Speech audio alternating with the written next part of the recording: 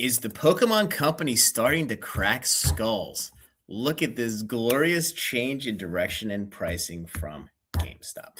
And for those of you who know, I did a video on Sunday where I went on a little bit of a rant for the benefit of local game stores, how they should be able to charge market price for this stuff. However, I am not supportive of these big box stores that they get millions of dollars of product. They're not trying to make ends meet on 2 cases of ETBs or booster bundles. And quite honestly, for all I care, fuck GameStop. So let's start with the history here. So about 5 months ago, there was a Destin Rivals booster box reprint that went to Europe.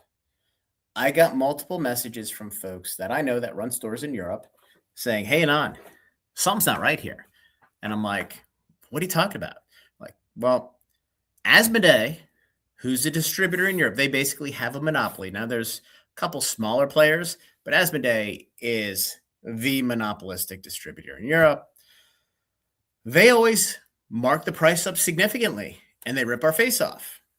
For Destin Rivals, we're getting these at like $105 a box. So we don't know what's going on. Like we think it's a typo. There's no way these guys are nice. There's no way they're not fucking us, right? So it was a change in direction from the distributor.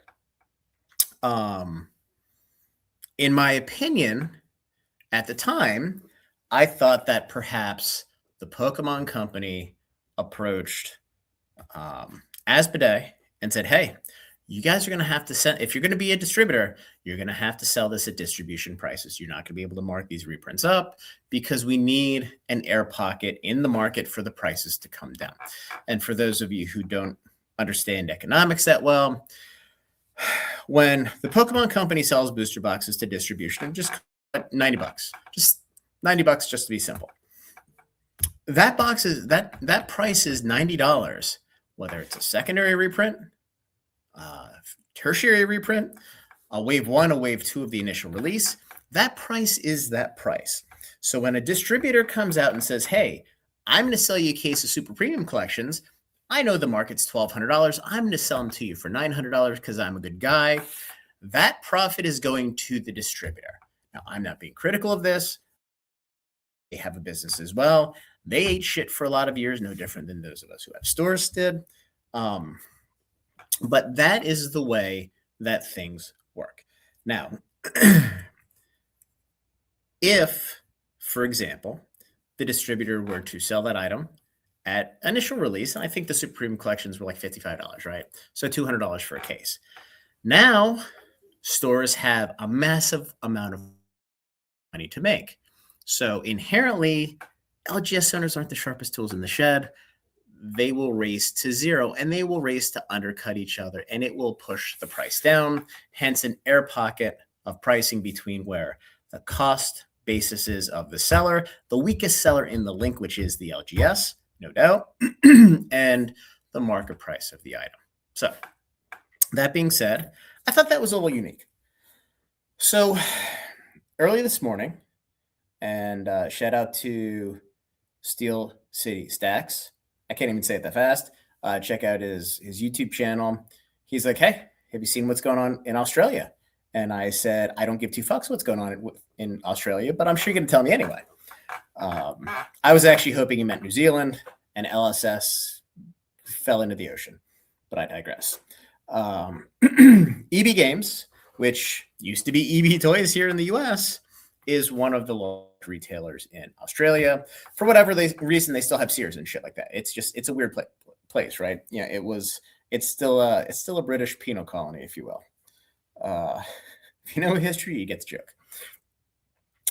They were selling 30th anniversary ETBs, and I'm just going to use ETB. I might mention the UPC a little bit. They were selling them for $200, and all of a sudden they came out with an announcement, and they said, we're going to be selling these for retail. We're going to do everybody a favor. We're going to be a good guy and this and that.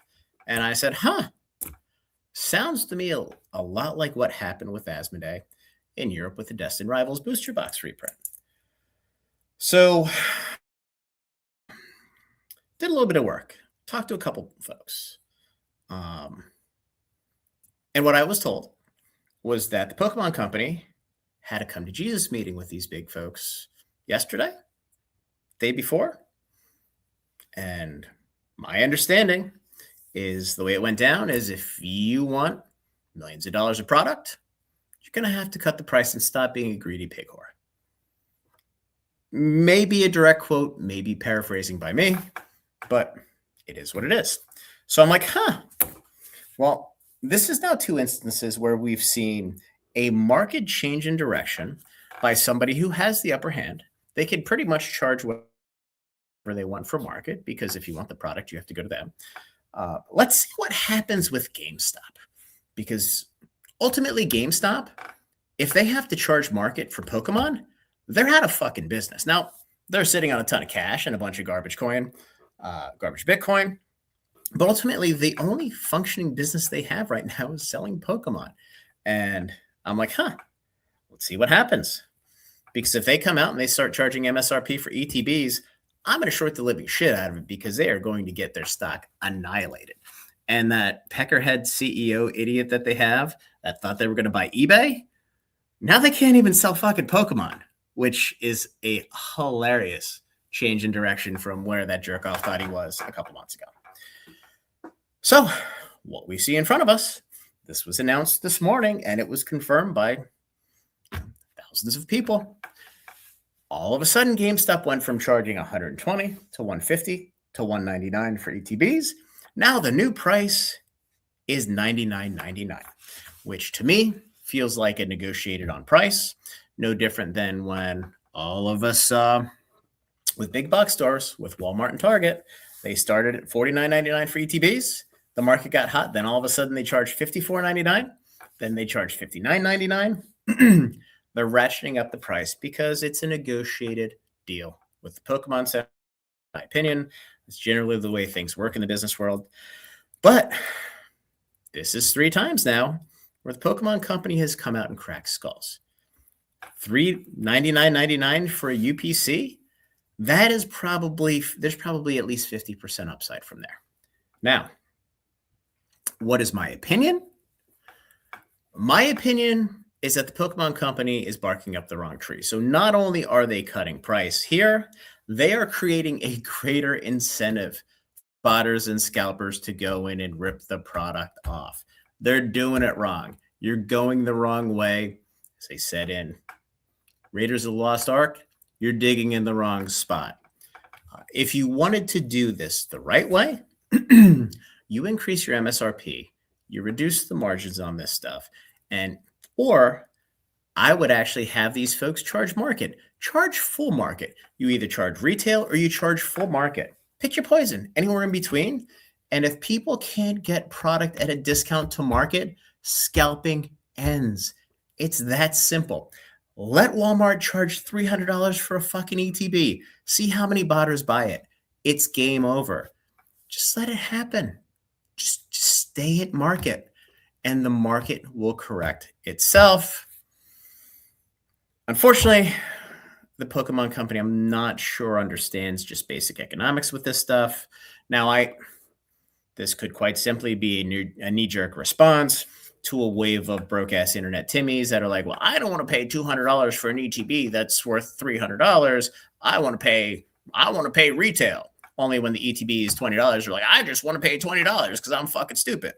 So it's interesting because every move that Pokemon has made in every logical economic situation in the history of the world is only going to make the situation worse. Now, obviously, they pay lip service to prismatic evolutions. We're printing as much as we can.